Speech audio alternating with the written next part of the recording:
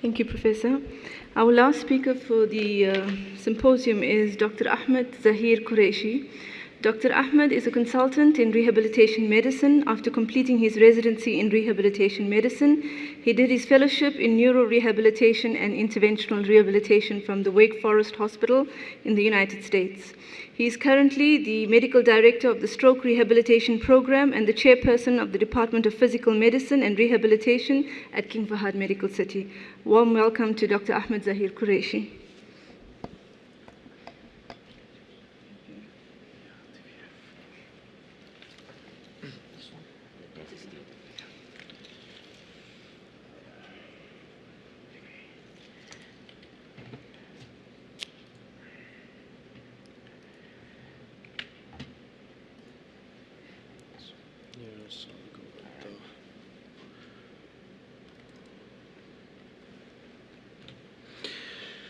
Thank you very much. Bismillah ar-Rahman ar-Rahim. This is the last session of the day, but we'll try to make it as interesting as possible.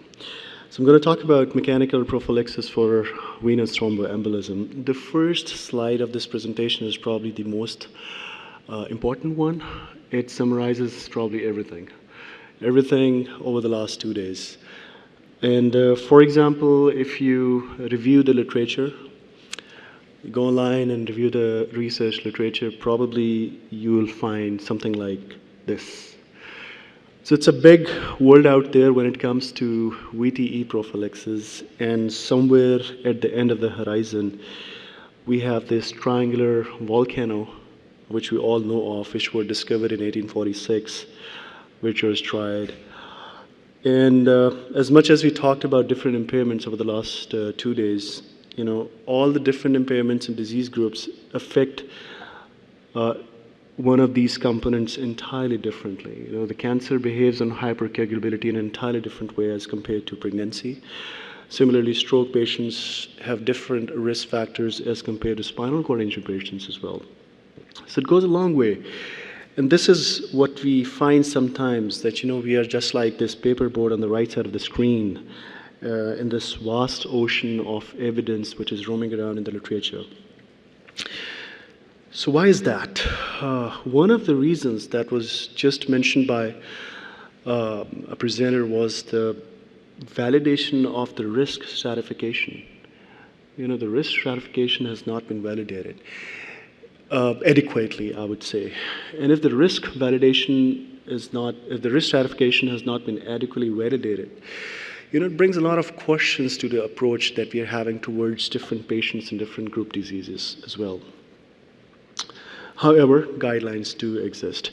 So I'm sure that a lot of people must have talked about this, features of an ideal VTE prophylaxis regime. So I'm not talking about mechanical prophylaxis, I'm just having a background of that.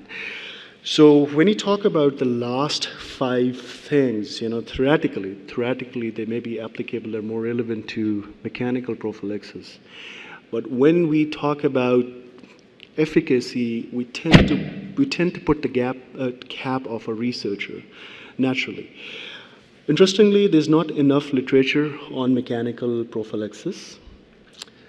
There's not enough literature on mechanical prophylaxis as compared to or in combination with pharmacological prophylaxis as well. So one of the ways to look at things is that, since we have more research done on pharmacological prophylaxis, we tend to have more evidence on that. So we tend to have a slightly more inclination based on the evidence we have. But of course, we need to consider all these factors under consideration as well. So I usually would put some questions when I'm talking about VTE prophylaxis. So again, what is the commonest used prophylaxis for VTE?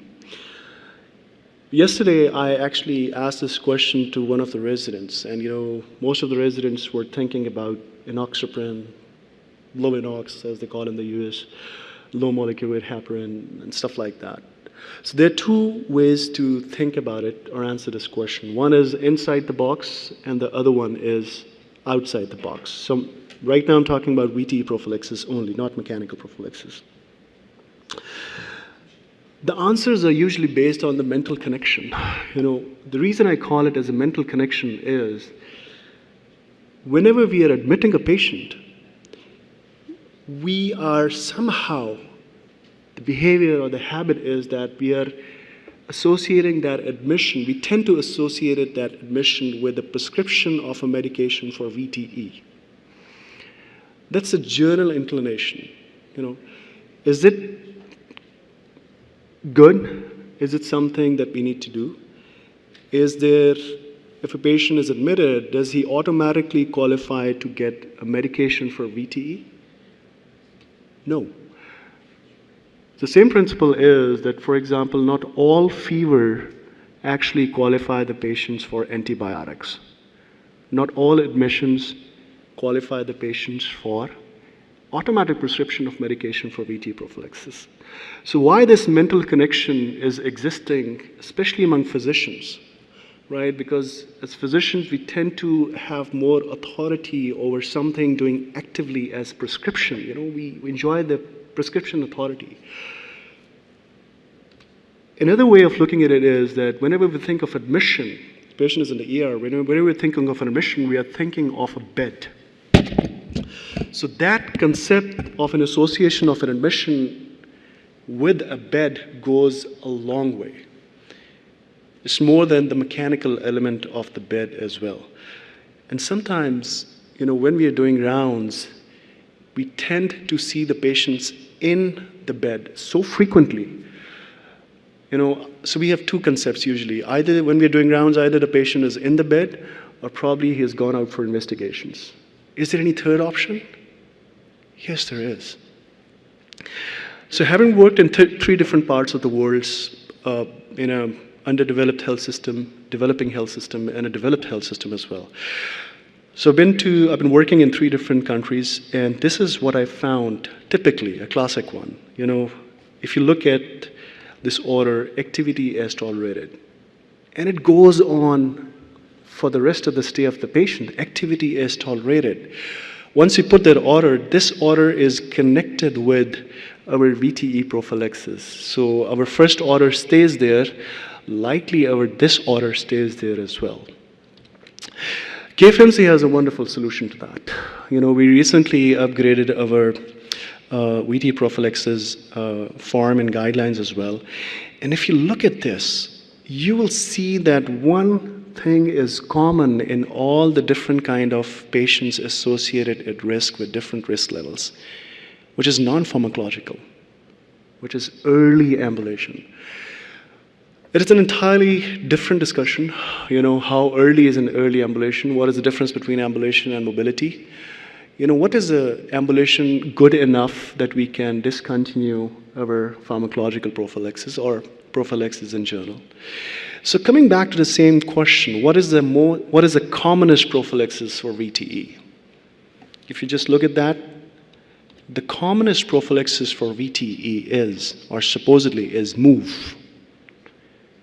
To have the patient get out of the bed as early as possible when it's safe and indicated. And what movement does is, it increases blood velocity, which decreases venous stasis and thrombosis. And this also is the principle of mechanical prophylaxis too. So coming to our real topic of mechanical prophylaxis, it's a use of a mechanical device for prevention of venous thromboembolism. Why mechanical prophylaxis? It reduces the risk of DVT by 50 to 60%. I have included the reference at the end. What are the different types of mechanical prophylaxis? We all know that we have seen the sequential compression devices, venous pumps, anti-embolic stockings, motorized ankle dorsiflexion devices, electric muscular stimulation, or any combination of the above. Usually we take it as a routine thing. We don't tend to give much more importance to this, but in the later slides you would know how much, whatever evidence we had, how much difference can it make in VTE prophylaxis per se. So before we move on, I would like to bring your attention to something which is often commonly missed in conferences or international conferences. Are we talking about how can we help the world in VTE prophylaxis? I have a question, and we can make guesses. What percentage population in the world is underserved? I just want to bring your attention to this connection that, we are talking about something high-end, some scientific advancement, something which is based on research. But at the other extreme, what percentage population in the world is underserved in terms of global health? You'll be surprised, 80%. Again, another question, what percentage population in the world does have access to medication? People cannot buy medication because it's expensive. They can see there's an enoxaparin on the pharmacy shelf, but they cannot buy it, 30%. So coming back to, this extreme division of healthcare in the global scenario. We're talking about, are we talking about in conferences and research and advances, are we talking about only 20% of the patients that are going to benefit? Probably. We also need to take into consideration the rest of the 80% of the global population who does not have access to advanced medical care in the whole world. The reason I said that is that if I stick with the definition of mechanical prophylaxis to the mechanical devices that we have, which are fancy, which are expensive, probably will not be able to justify our healthcare provision to the 80% of the population. So I tend to define a little bit different conceptual understanding, which is the use of mechanical devices and strategies for prevention of VTE. It doesn't necessarily have to stick with mechanical devices because of the cost and resources. So I'm going to talk about indication and contraindications of mechanical prophylaxis and type of mechanical prophylaxis and the mechanism. At the end, briefly touch the efficacy as well. Indication for mechanical compression is, as we all know, it's usually the contraindication for use of pharmacological prophylaxis of patients who are at high risk of VTE. The literature does not usually talk about the last thing, which is the unavailability of pharmacological options. So this is something that we really need to consider when we are in an underdeveloped health system or when we run out of resources, certainly. Contraindications to mechanical compression are usually restricted to skin changes. I'll talk about a couple of interesting topics over here. So, if you review the literature, you'll find that contraindications for use of pharmacological prophylaxis includes the risk of fall. If I take you to rehab hospital, we have 92 beds, and most of our patients are at high risk of fall, moderate to high risk of fall as well. So if we consider that patients who are at a risk of fall, the VTE prophylaxis or pharmacological prophylaxis is contraindicated, either we will be keeping the patients in the bed and giving them enoxaparin or low molecular weight heparin or whatever, or we're going to move them, but since they are at risk of fall and there is a contraindication for pharmacological prophylaxis, we may not be giving them the pharmacological prophylaxis. So it's a catch-22. In rehab literature, patients who are out of bed, probably this is not applicable. One of the other thing is contraindication is suspected pre-existing DVT. This is interesting. This is largely theoretical. Basically, there's only one case when you're talking about mechanical prophylaxis. General understanding is that a patient is having a DVT in the leg. If you put a mechanical device on it, it's going to lodge it to the lungs. Patient may have pulmonary embolism. But when you review the literature, we were only able to find one case report. So this concept is largely theoretical. Interestingly, the 9th ACCP conference guidelines has a weak recommendation, though, that if the patient is found to have a DVT, you can have stockings on this patient for the next 2 years. So they're encouraging actually compression, though it's a weak recommendation. Cardiac failure. For example, if patient with cardiac failure, theoretically, if you imagine that you're doing a lot of pumping in the lower extremities and you're going to increase the workload and may precipitate the heart failure, that was a theoretical understanding, and there was a contraindication. Still exists in many parts of the literature, but if there was a study done by Ringley which showed that the cardiac function is actually improved even in cardiac failure patients too. So side effects of having mechanical devices on the extremities is mostly related to the skin. Compartment syndrome is very, very rare over the last 3 decades. Peroneal nerve palsy, only 4 case reports. Pulmonary embolism, only 1 case. So it's largely considered to be very safe. Most of and the commonest things are skin necrosis, and in active patients, falls as well. We have a lot of brain injury patients. They actually forget they have mechanical devices on their legs, and at nighttime they try to get out of the bed and they fall. So we see that a lot in patients who are improving their activity. So this is interesting. One of the studies suggested that, it showed that in 32% in ICU, 1/3 of the patients in ICU did not have a proper application of sequential compression devices. 52% in nursing care. You know, I can relate this to one of the NHS statistics. You know, they are also reporting a high incidence of VTE in nursing homes. And one of the reasons that can be related to that is, you know, it's probably not properly applied. So talking about the types, so that's the same thing: intermittent pneumatic compression, sequential compression devices, or venous pumps. So just quickly, you know, if you have a pump on the foot, that's a venous pump. There are pumps which can have cuffs and at the thigh as well. And then you have a sequential one which goes from the tip of the toes to the top of the thigh. So there's a sequential milking from down to up. So these things can either work together, or this one goes first, it pushes the blood up, and then there's another device which is attached, which is going to pump the blood further up. So mechanics is simple. Signals go to the device, pneumatic compression is there, up to the leg. Usually the compression goes for 7 seconds to 11 seconds, and it repeats every 1 minute.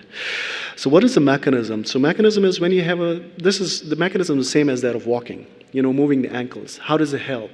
You know, when you have a heel strike, the venous plexus of the ankles is squished up. When you have a foot flat during walking, you have the venous plexus in the foot, which is squished up. And when you have a toe off or a tip off during walking, you know, there's a higher up compression which tends to move the blood up. And that is why it is called the second heart. The calf muscles, as we know, they're called the second heart of the body. So just a quick review. We all know that the valves, the pocket valves, are the sources of developing thrombosis the most. There's likelihood of hypoxia at the same time, which actually precipitates and promotes the formation of thrombus. This is a normal working valve which prevents the blood flow backwards. The muscles around, or let's say imagine two heads of gastrus soleus, they actually squish together and they push the blood up. I think this is an interesting information. The mechanism of how it works. So the one mechanism that we all commonly understand is that it usually just pushes the blood, prevents it from stasis, and keeps the blood flowing. So there's automatic prevention of thrombosis or stasis in the legs. The other one, which is the biochemical ones, is extremely important, and I will tell you why. You know, there are endothelial-derived relaxation factors releasing, prostacyclins releases, causing vasodilation as well. There is decreased plasminogen activator inhibitor and increase in the TPA, which also there is enhancement of the fibrinolysis after tissue compression. So when I read that, I was thinking that, you know, how would it be possible if we apply the pump on the arm and determine the risk of VTE prophylaxis in the legs? Actually, somebody already did that.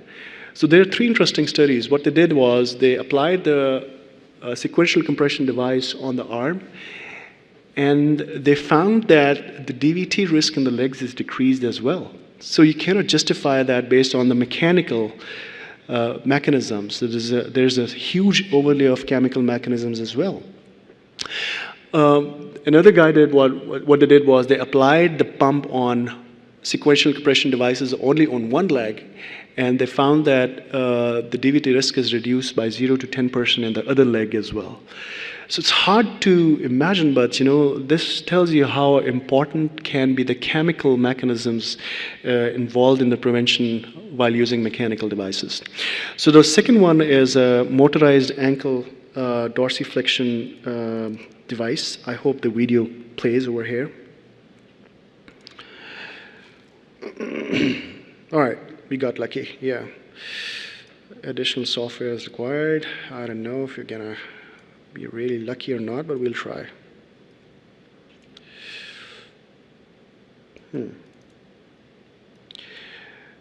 Okay. All right, so this is not a CPM machine. This is just an ankle motorized pump. It's only moving the ankle. And if you see the venous phlebography, you will see how beautifully the blood is flowing proximally as well. Look at the higher side of this.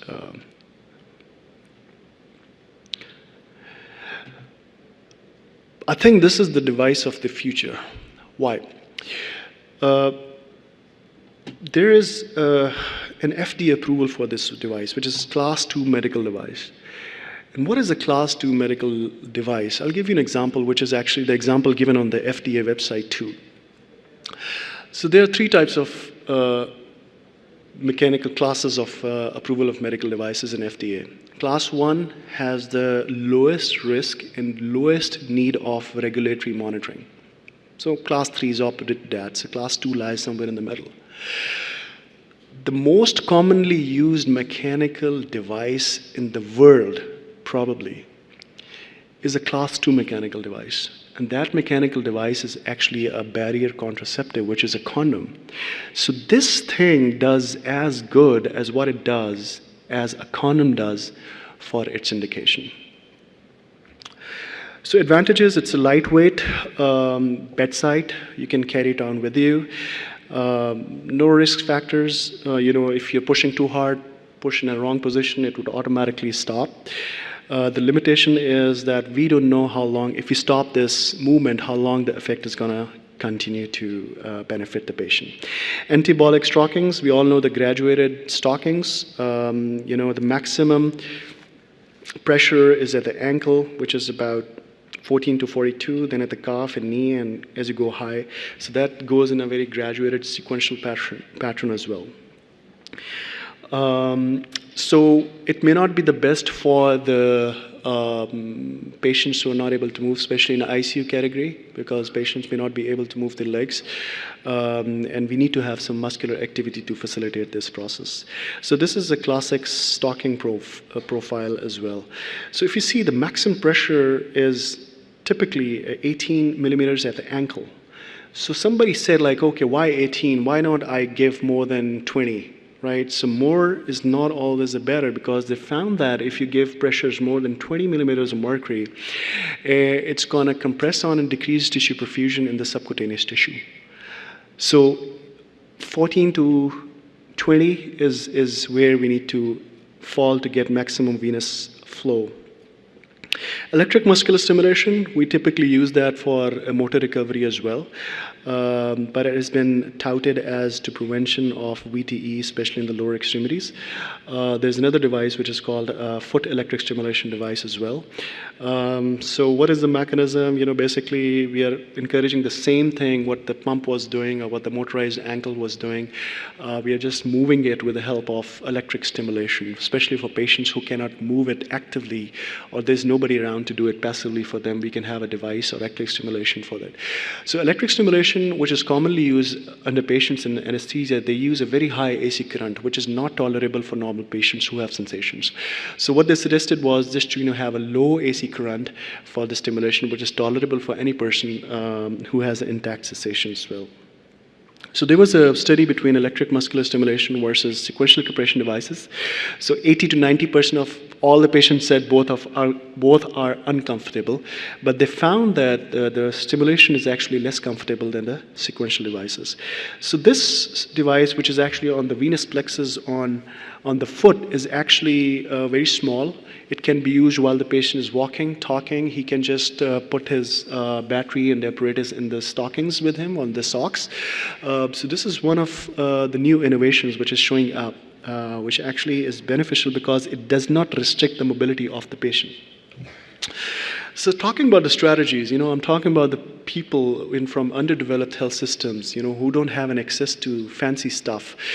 I was reviewing one of the nursing journals, and I was glad that I came across that, because back in Pakistan, when affordability is an issue, where resources is an issue, we just follow the tap and twist technique passively or actively. right? Either we have the caregivers take care of this ankle pumps 3 times a day, 3 sets, 10 reps, or we have the patient do it by himself as shown in the video. So there is conflicting evidence in spasticity. Spasticity, if it's a mild spasticity, that can help, or if the spasticity which presents in the form of spasm, that can have a protective mechanism on the DVT itself. Because when the patient goes into spasms, usually he uses his leg muscles and calf muscles as well to pump up the blood.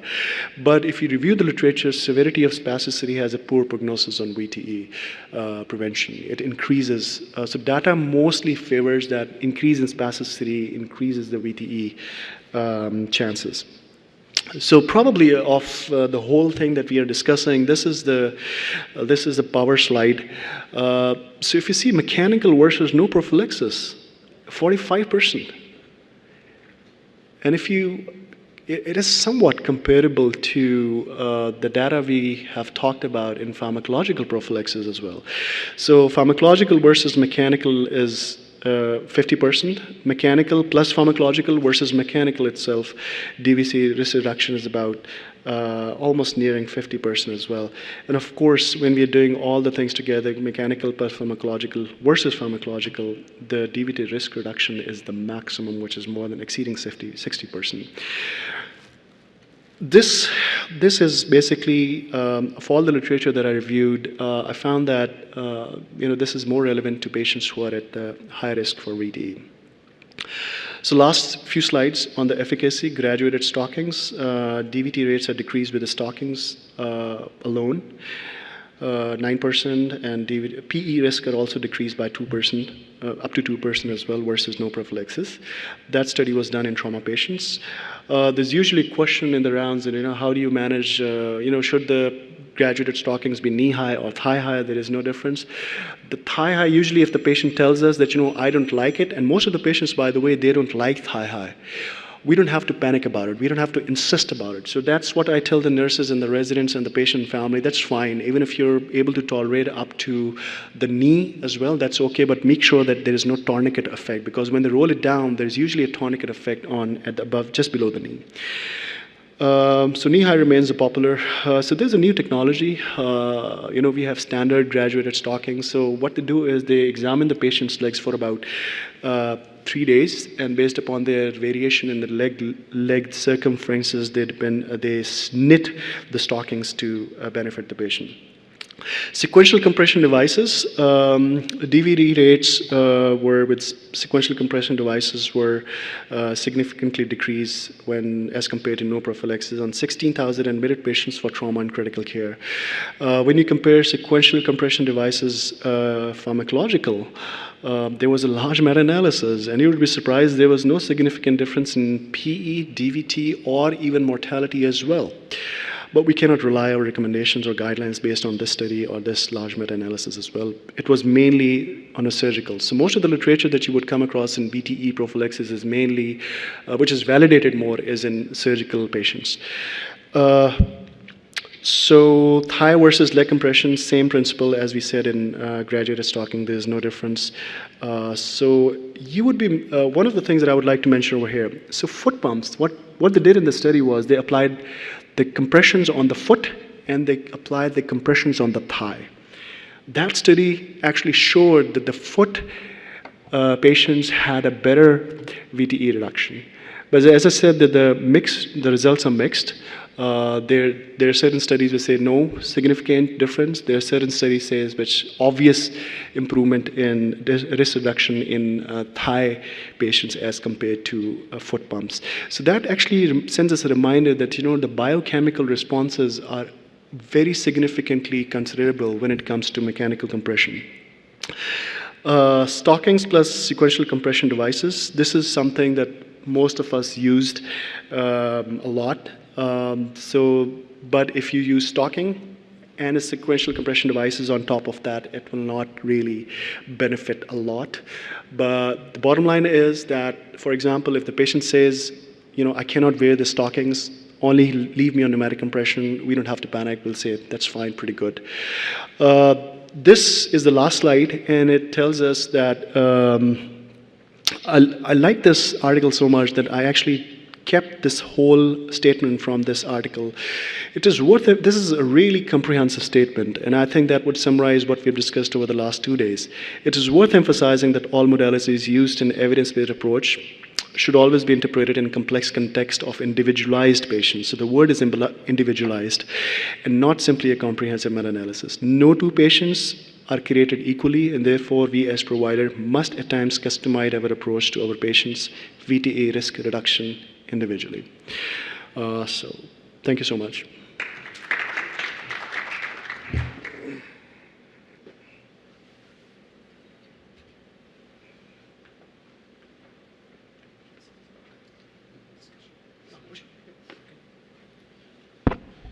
May I call all the speakers to come to the podium for panel discussion? Reem and Uhud. Reem and Uhud.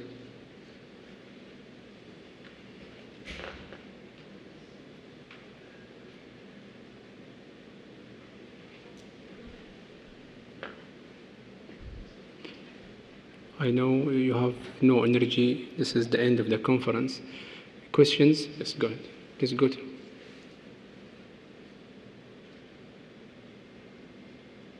You go to the mic there.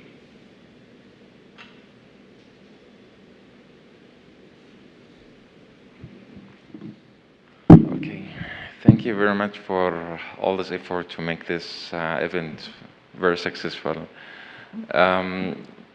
Maybe it's not a question, but it's a comment about the TED stockings role in prevention of future VTEs after diagnosis of the first DVT. So the 89 guidelines were suggesting to use the TED stockings to prevent, after diagnosis of VTE, that will help to reduce the chance of having a future event in the coming 2 years. The new guidelines, the 8010, they were stating that they are against the use of TED stockings in the management of PTS, which is the post-thrombotic syndrome. I met Professor Schulman from McMaster last month, and I asked him exactly about this point. Okay, so they focus on the PTS, but they never talk about, or they never wrote about the role of TED stocking in the prevention of VTE in the term of 2 years. He said, yes, that's correct, but they are completely against the use of TED stocking for the prevention of future VTEs, but they didn't write it.